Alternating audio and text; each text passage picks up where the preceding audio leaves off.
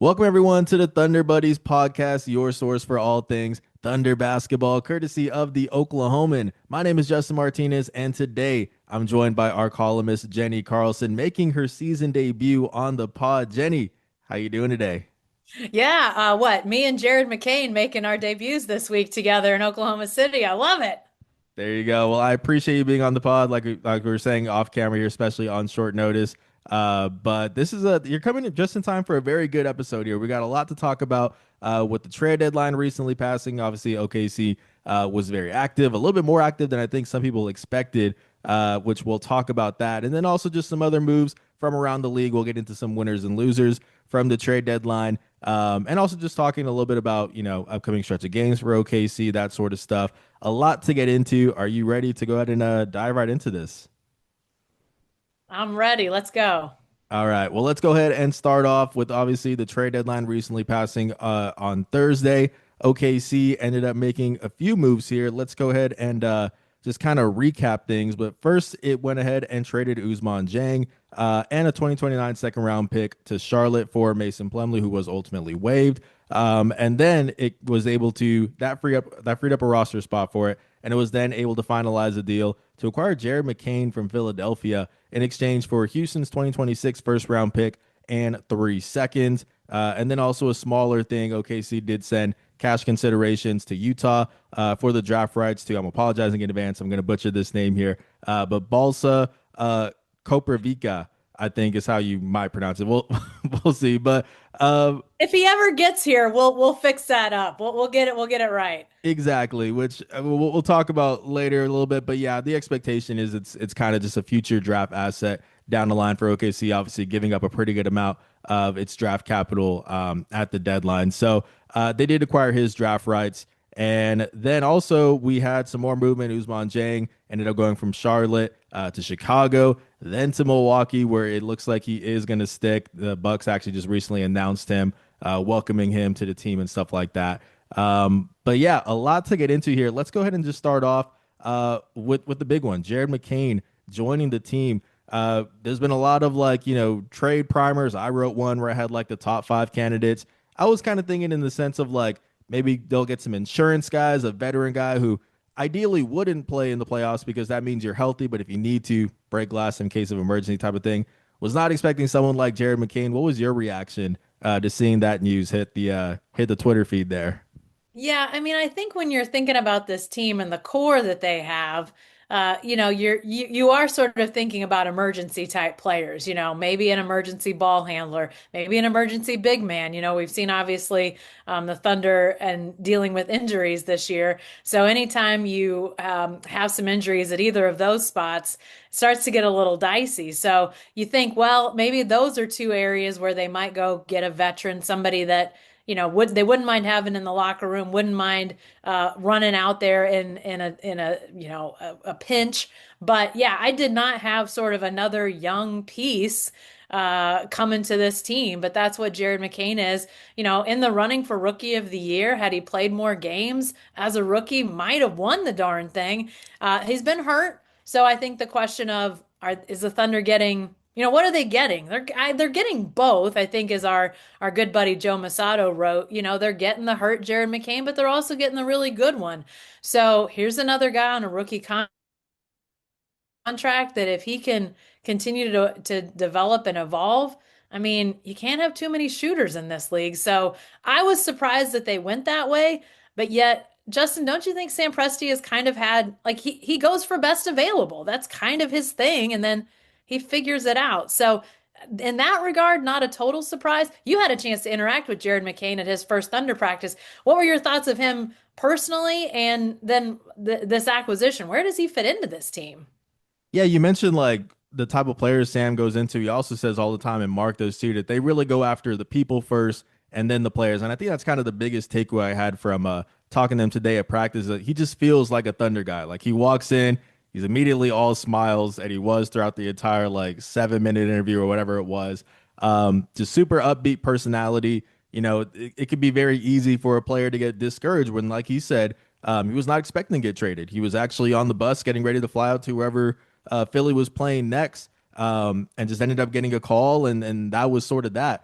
And then, Mark had talked about there's real life things that come with that. You gotta, move out of your place. You gotta find a new place here. You have to say goodbye to all your teammates that you built these connections with.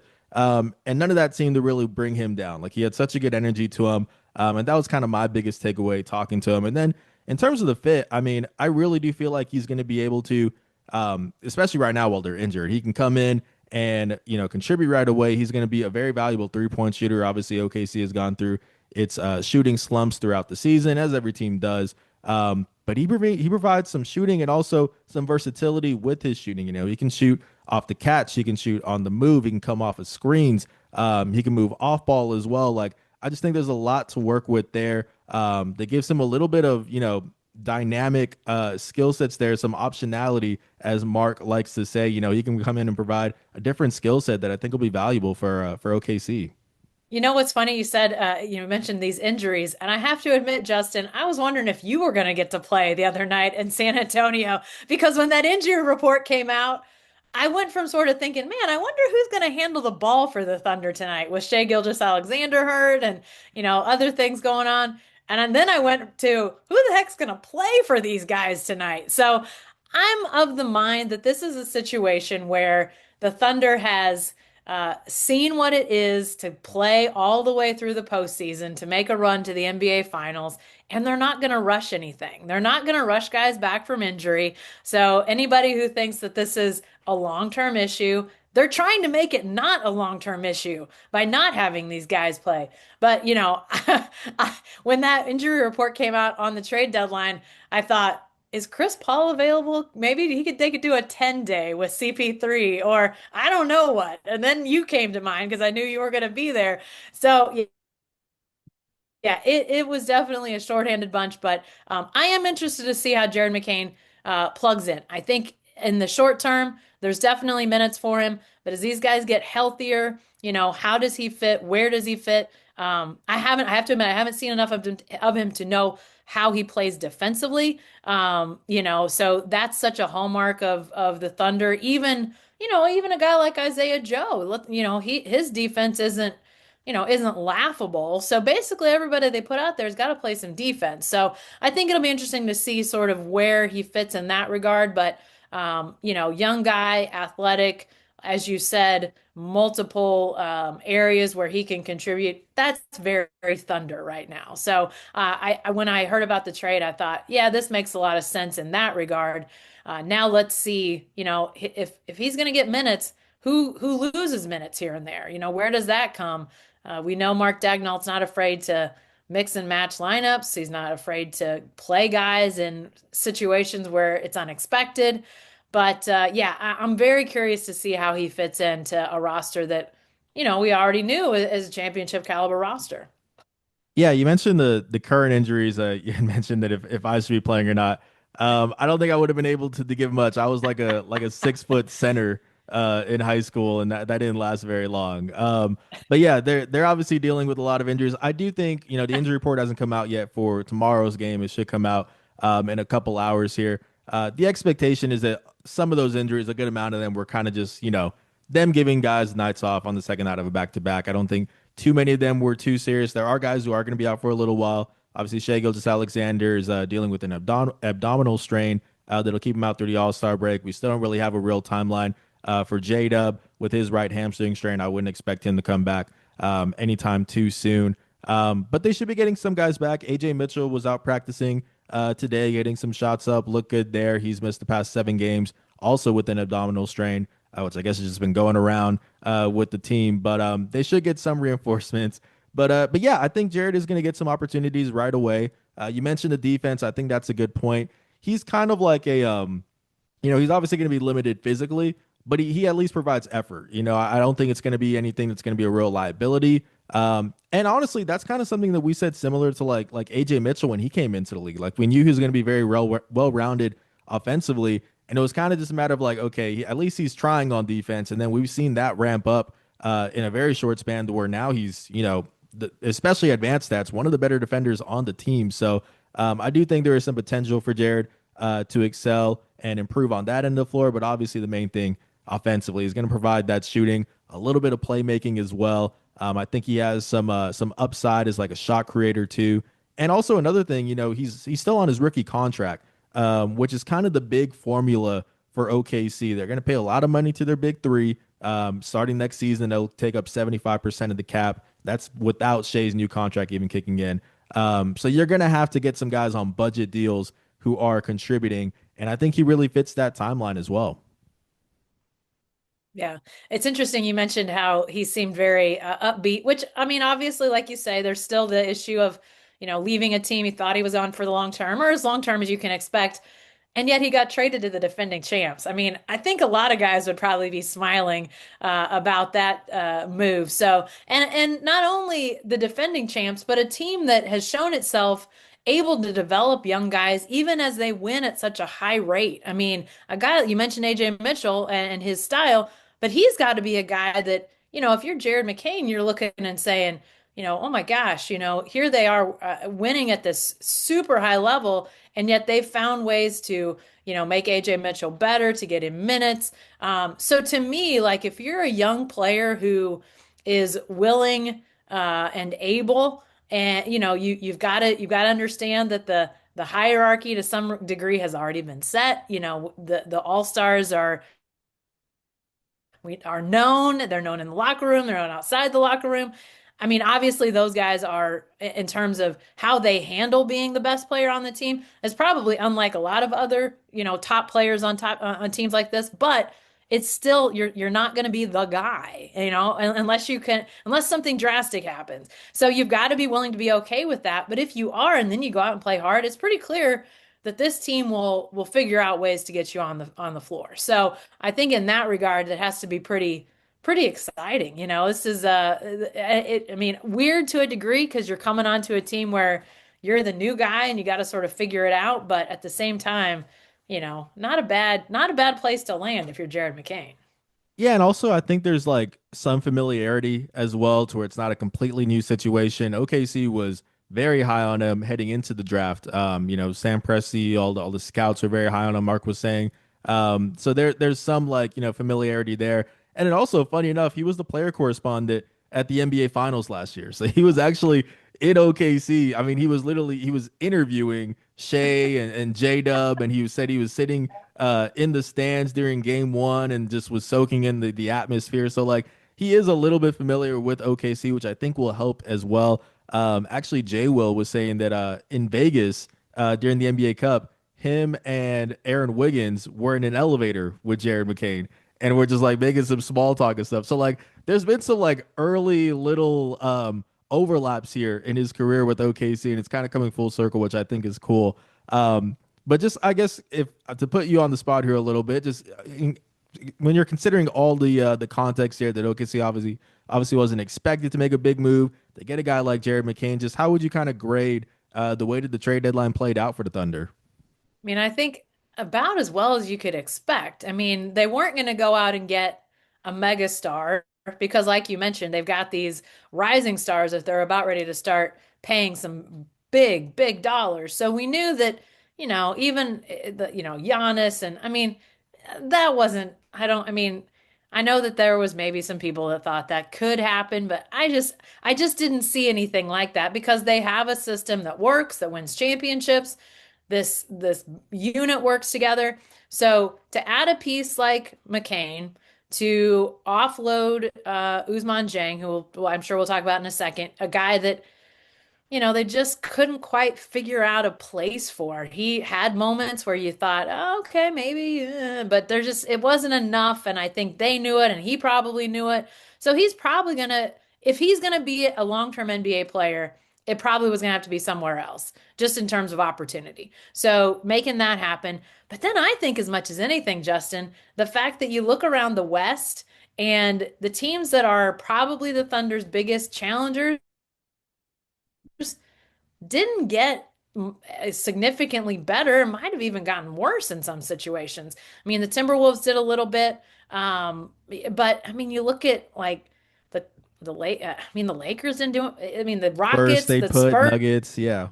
Yeah, exactly. So those teams that you're like, well, the Thunder's going to have to go through X to get to the NBA Finals again.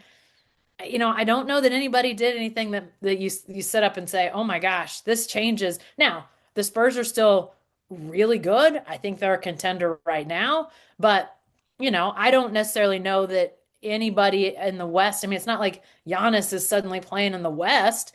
So I think if you're the Thunder and you want to go do again what you did last year, the West hasn't gotten any more difficult after the trade deadline, and considering the moves that happened, and there was quite a bit of, coming and going, it's entirely possible that it could have gotten a lot more difficult, and it didn't. So I think in that regard, now obviously that's not any of the Thunder's doing, but I think what the Thunder did, very solid.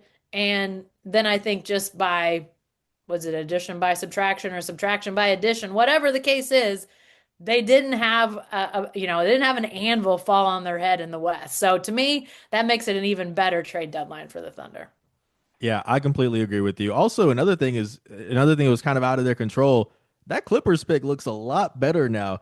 They obviously have OKC's unprotected or LA's unprotected pick in this upcoming draft, and the Clippers are playing some pretty good basketball heading into this trade deadline. I mean, I think they'd gone like I have it right here. They went from 6-21 to 23-27, so 17-6. All of a sudden, are in the play-in tournament or the Yeah. race for that. Looks like it's not going to be the best pick for OKC, and now James Harden is gone. Ivica Zubac is gone. Like this is a team that's probably going to start losing some games.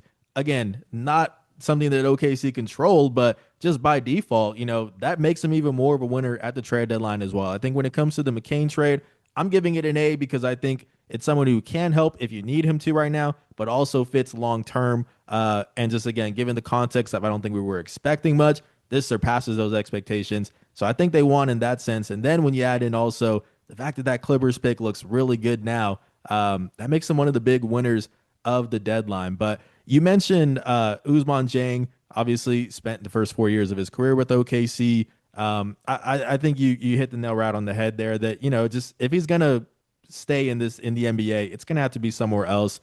He came into the league as somebody who was already gonna need time and opportunities in order to develop. He was a bit of a raw prospect.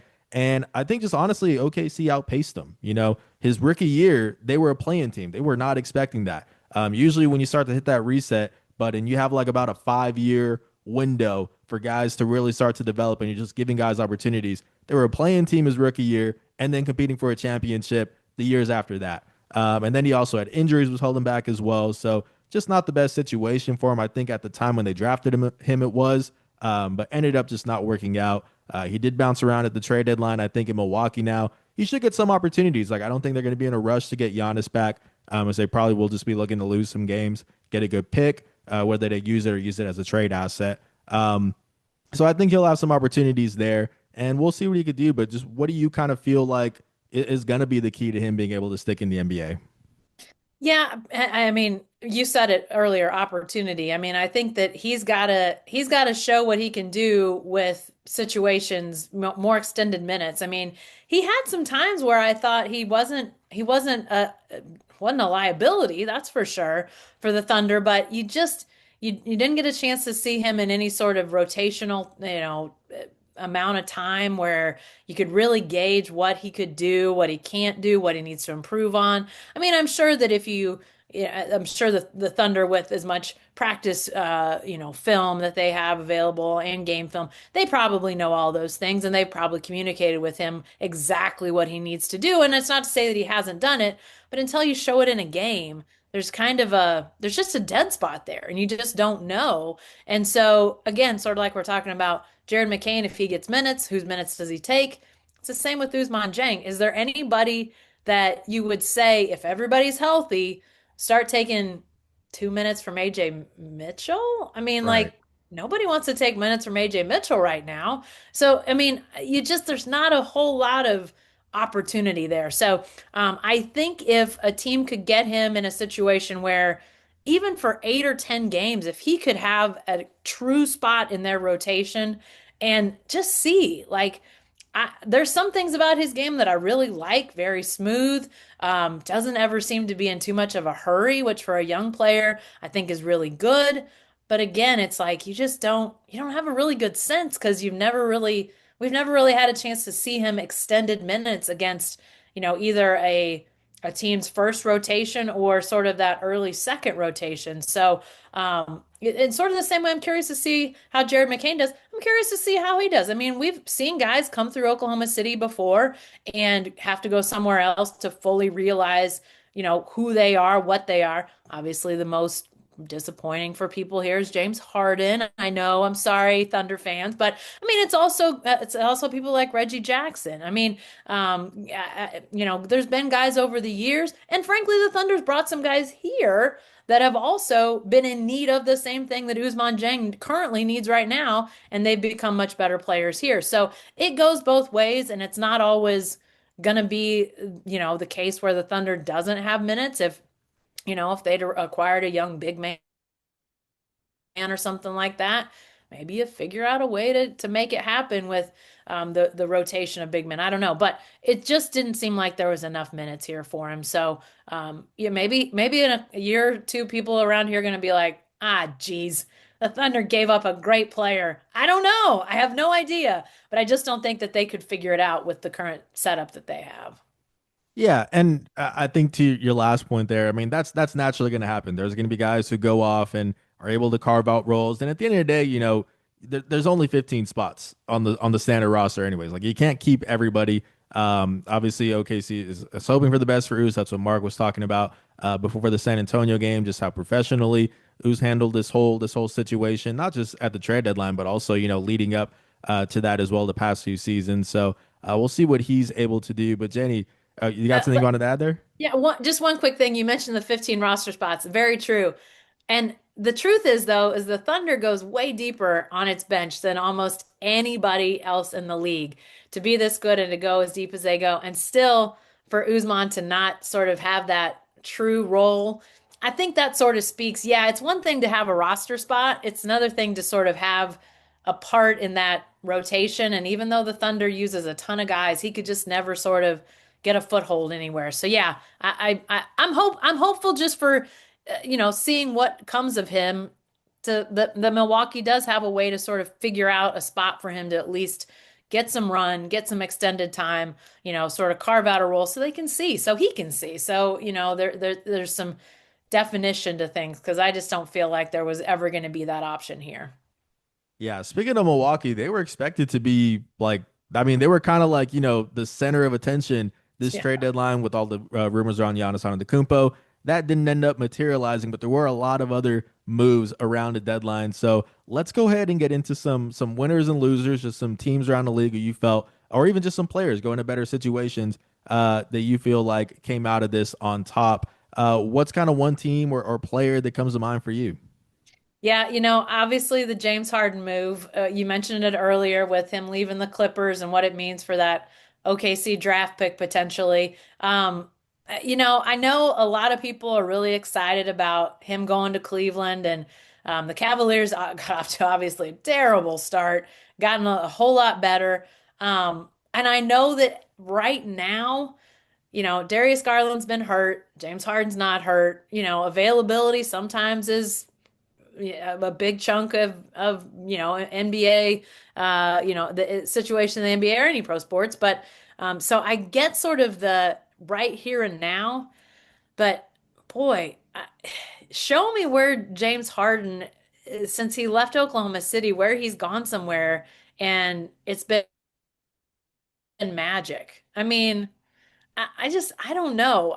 I'm willing to let it play out a little bit, but color me skeptical about, some people are ready to say, hey, Cleveland got way better and all that, now they're, I mean, I don't know. I mean, I'm a little bit skeptical is the only word I keep coming back to, just because of sort of James Harden's track record. It's not been great. He definitely is more proven in the postseason, I guess, than Darius Garland, but I don't know. I mean, the Cavaliers also got Keon Ellis and Dennis Schroeder, and frankly, I mean, I've always liked Ellis is, boy, he's an energizer, and I'm curious to see what he looks like in Cleveland. Can they integrate these new guys and, potentially stay on this hot streak that they've been on? But I just don't know. Am I negative Nancy on this one, Justin, or what do you think about the Harden trade? Yeah, I mean, I think we would both agree. Obviously, his resume speaks for itself in terms of obviously an elite scorer, one of the best shooting guards in league history. But I do agree with you in the sense that I think he's more of a floor raiser. Like he's gone to Houston and has had success there, regular season success, obviously with the Clippers as well. Even like his short time in Brooklyn too. But I would say in terms of ceiling raiser, the postseason, it's been shaky for him at multiple times throughout his career. So I do have some concerns there. But overall, I think it was still a good trade deadline for Cleveland. I mean, you mentioned the injuries with Darius Garland. It was about time. This felt like a make or break season for that core in Cleveland. Things weren't working out. They move on from Garland, bring in obviously another a scorer to take some pressure off of Donovan Mitchell. And then also they were placing like Lonzo Ball backup point guard minutes, who had been really struggling this season, with like Dennis and also Keon. So I feel like that was a good trade deadline for them. I still view them as one of the bigger winners. And also on the flip side, the Clippers too. Like in all actuality, this was never going to be a team that was going to win a championship with this current core. I mean, I think we've seen that throughout the years. And they'd kind of been in a spot where it's like, okay, we're we kind of just have to keep buying into it in order to keep this dream alive, but it wasn't really going to happen. I'm glad they decided to really embrace this now where they've got some draft capital. They got in a guy in Darius Garland who's 26. I'd imagine there's no rush for him to play this season. Let him get this year to hopefully get healthier. And then with the Zubac trade to Indiana, I mean, they're acquiring a very interesting first round pick here. They got Indy's 2026 first round pick, which is a weird protection here. It's protected 1 through 4 and 10 through 30. So if it falls 5 through 9, the Clippers could actually get like a middle of the lottery first round pick, Yeah. which would be incredible for them. They don't really have any young guys to build around, which obviously they're going to need to do, and they don't have a lot of future draft capital of their own. So I think they come out of this as a winner as well. They got Benedict Mathurin too. So to me, they're also one of the teams that we got to point to in this one. Don't you think that because of the Thunder and all of their first round draft picks, draft capital has become like a buzz phrase in the NBA? It feels like teams that have never maybe been as overly concerned about that are suddenly like, huh, can we get a first round? Can we get a couple second round picks? How can we use these? I mean, you look at like Memphis continuing to, Jaren Jackson, I thought I was a little surprised by that. When I was thinking of Memphis before the trade deadline, I thought, it might just be time for them to figure out something different with Ja. I love his game. I mean, it's so fun to watch, but all the stuff that comes with it. Were they ready to do something different? And then it's JJJ that goes. And I'm like, wait, that wasn't the guy I was thinking would go. But again, this whole idea of draft capital and, trying to get your own out of the draft. When you see a team like the Clippers, who obviously they've got, they're printing monopoly money out there and spending it on players. You don't think about them maybe looking for those draft options, and it looks like everybody may be sitting up and taking notice of first round draft picks. Sam Presti making first round draft picks cool. Yeah, and honestly, even like second round picks as well. I mean, I know there's always the meme with Sam Presti being like, "Can I get a second round pick out of this, out of that?"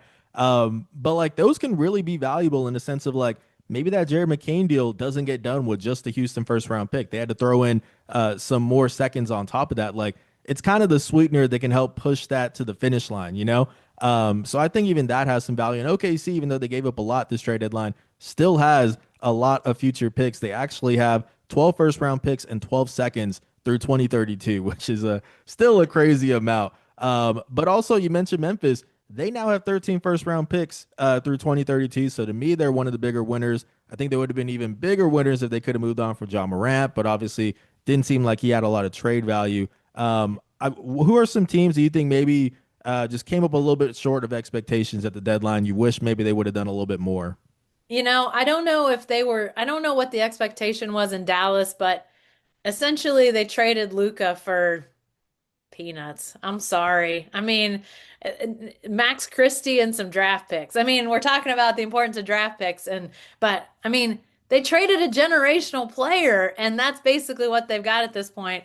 As Anthony Davis goes off to Washington to pair with Trey Young, the Oklahoma product. So, I mean, it's really to me I mean, they were talking all about, contending not too long ago, and here they are basically, I mean, they're in teardown mode at this point. So, or it feels like it. I don't know if they think they are or not, but it sure feels that way. So, what happens in Dallas, that felt pretty And I don't know. Who do you look at as maybe the biggest losers? I mean, the fact that Giannis is still a Buck, I don't know how people in Milwaukee feel about that because I don't know if they think that this was maybe their best chance to get the most for him. But that would be my only other sort of in terms of big things that maybe didn't happen. That springs to mind too.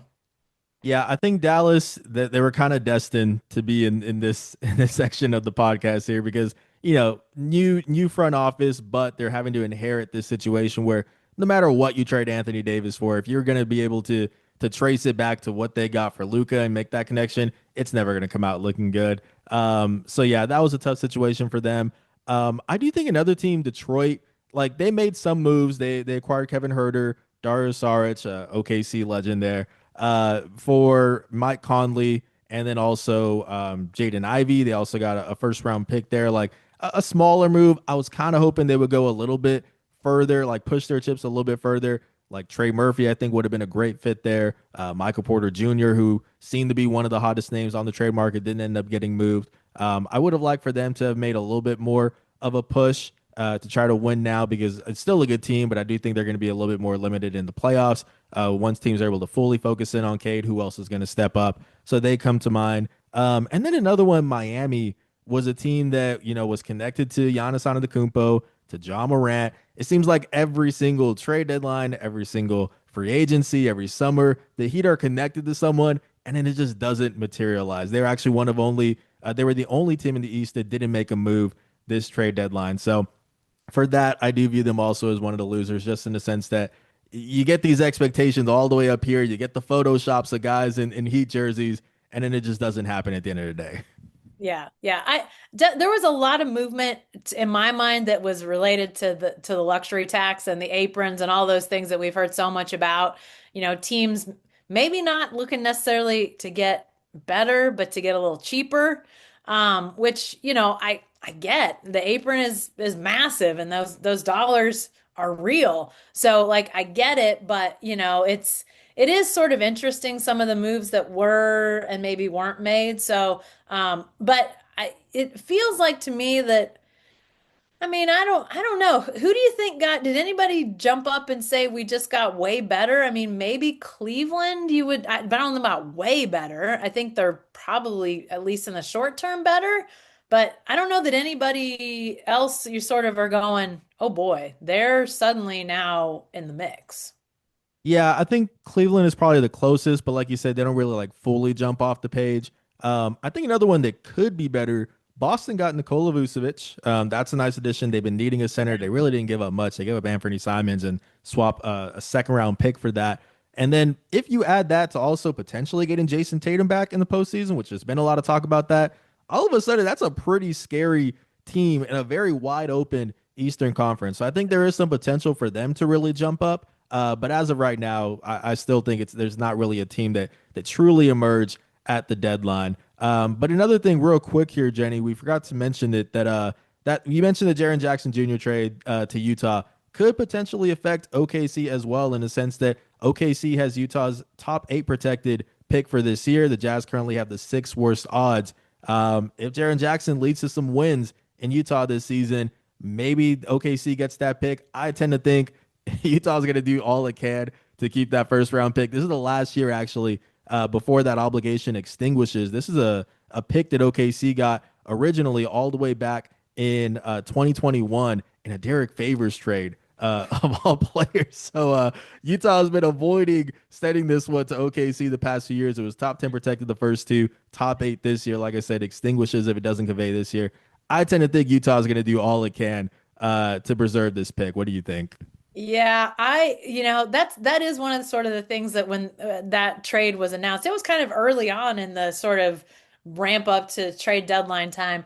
And that was sort of one of the things that came to mind is that it doesn't seem like to me Utah's all that interested in winning a whole lot. And it's the same. I mean, they're in the same situation that the Thunder is. Small market. They need to build from the draft. They're very unlikely to get free agents that are all-star caliber to just sign there, out of the blue. So they need to do what the Thunder did. They need to, trust the whatever you want to say, process or however you want to term it.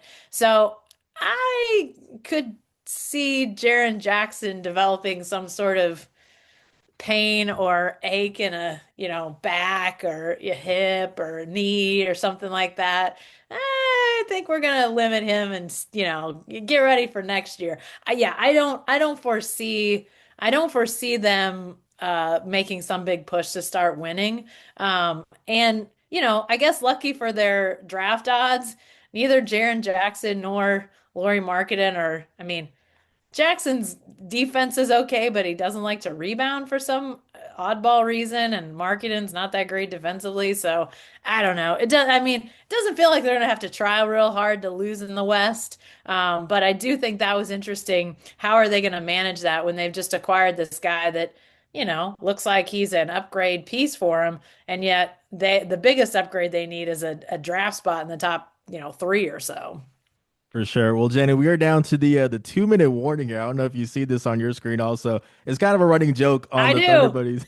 It's kind of a running joke on the Thunder Buddies pod that I am too cheap to get the pro version of Zoom. So we've got less than 2 minutes left here. But before we wrap up, I just want to ask a couple of games left here before the All-Star break. Houston at home for OKC, Lakers, and then the Suns, and then also the Bucks. Obviously, OKC is dealing with injuries. Who knows who will be available? But who is maybe like a role player that you're going to be keeping an eye on these next few games who might get an expanded role as the team is not at full strength? Well, if AJ Mitchell does come back and the Thunder is still without Shea, which we know they will be, and Jalen Williams, which we expect them to be also, I'm curious to see what can he do offensively without some of those other playmakers. So that'll be interesting to me. And if Alex Caruso, I don't have any idea how much he doesn't need to play much in the regular season, but it's always fun when he does. So if he can get back and we can see a little bit of him, that'd be fun too. Definitely. I think you put it best there. And it now says we have less than a minute left. So we are going to wrap this one up. Jenny, thank you so much for being on the podcast. And thank you to everybody for listening. We will see you guys next week.